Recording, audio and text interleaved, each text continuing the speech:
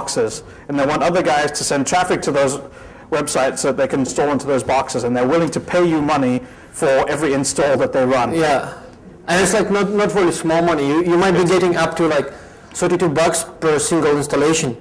Right, so that can add up quickly. You could make, you know, $32 at home with your mother's PC, and then So yeah, we did a bit of classification on types of activities that we've seen so far.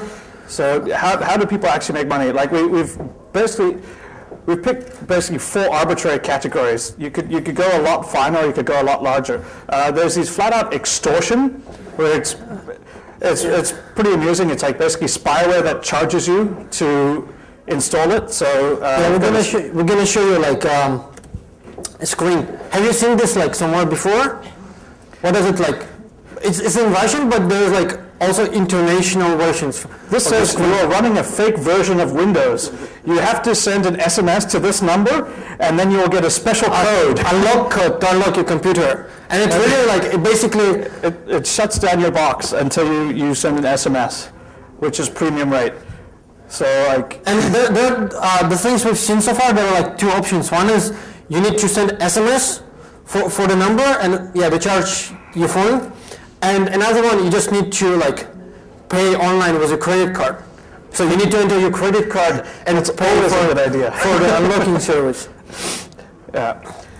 So like there's these flat out just extortion schemes that we've seen. The more interesting ones, which are now, they're starting to be more widespread. Yeah. Initially, it's the Partnerka, which is basically Russian partnership program. Like, partnership program. So basically there's these partnership programs where you get these guys who go out and... yeah, if you look at this ad, this is like a real advertisement from one of the firms. It says installation partnership program. Right, that sounds pretty legitimate, doesn't it? And what kind of installation that is?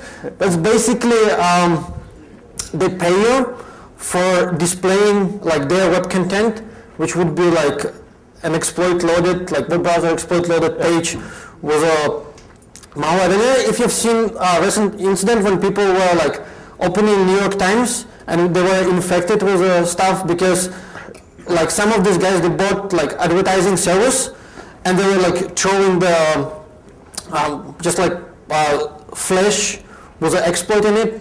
So even like you get your like New York Times and you get the stuff installed in your box. So basically, and the way that these guys operate is what they have is they actually set up legitimate credit card payment gateways.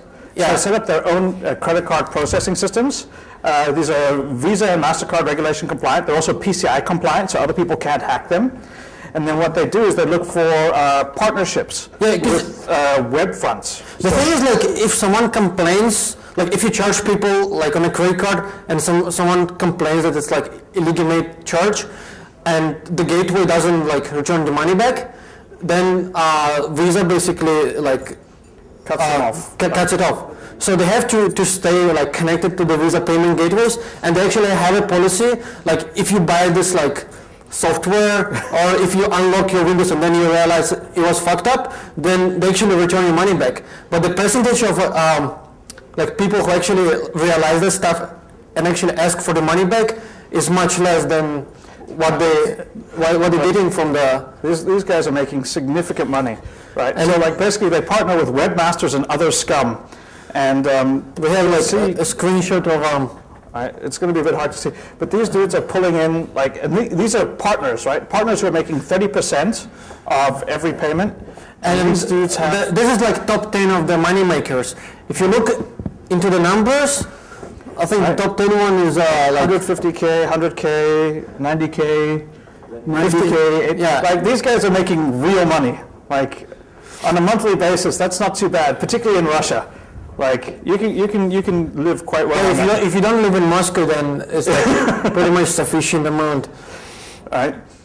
So basically, the Partnerkas are now starting to drive. Like the partnerships are starting to drive a lot of the online activity. Like all the hacking stuff is now moving into these partnerships where people have like what we were seeing earlier was these sort of loose collections of people that like kind of very informally, like I want to do this, I want to do that, like I'm selling access to Skype, I'm selling whatever.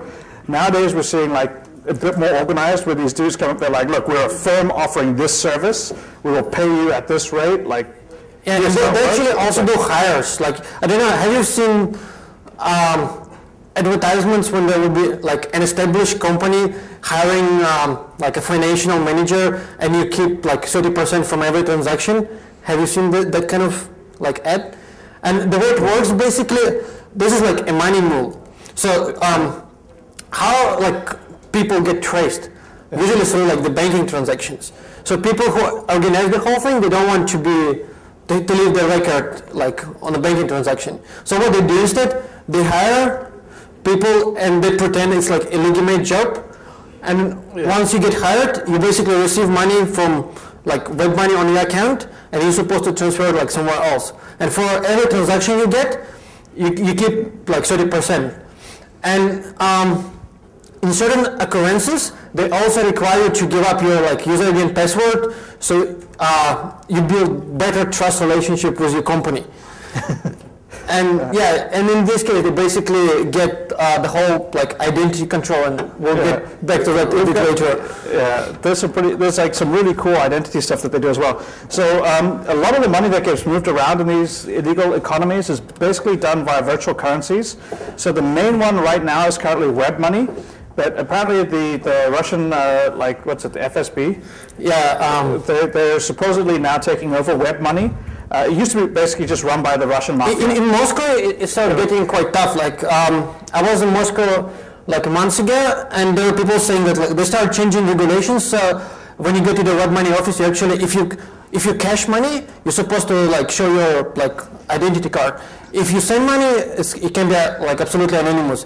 But Russia cannot like control the whole world. So if you look at the offices of the web money like around the world, there is one in Czech Republic, and it's Praga. But the funny one is in Thailand. Where do you think web money office should be in Thailand? It's in Pattaya. It's like.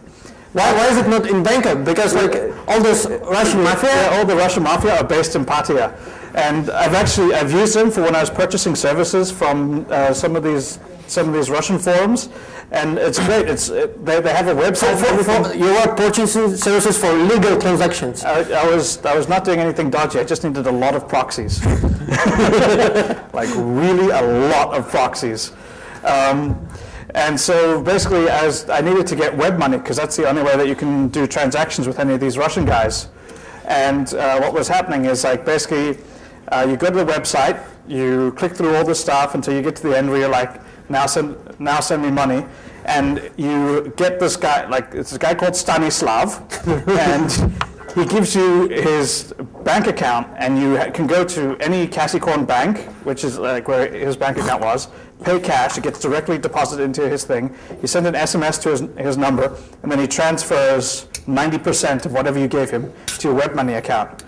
So I did that. He also used to offer a cash out service, where for 10%, he would take any money out of web, like you transfer web money to him, he would convert it into cash and then send it on a courier to wherever you were. On the motorbike courier. There would be a guy with like a bag on the motorbike coming to your house. A bag of cash delivered to your house by Stanislav, which would probably be accompanied behind it with a car with 4 big guys saying, that's an awful lot of cash you have there. It's dangerous to have so much money. You need insurance. So, we're moving to online goods. Yeah, so like the other problem is a lot of these guys, once you get a credit card, it's very hard to convert a credit card into actual money. Like, right? you cannot just like withdraw money from credit card directly. It's like you need to convert a credit card into cash, because you can't pay rent or buy food or alcohol with just credit card numbers. Right, like that's not good enough. So the typical way to do this is by selling goods online. So one of them is Skype. So you can buy Skype, like the big one with the red, like the very professional one who has all the colors. Yeah, by the way, like so you can get some orientation in prices. One web money equals to $1 American. Yeah, like 1 WMZ. So whenever you see WMZ, that means 1 USD, roughly. Yeah, and like one of the advertisements says he sells Skype accounts. Like a charged Skype account was $10 is going for $4. Right. And then like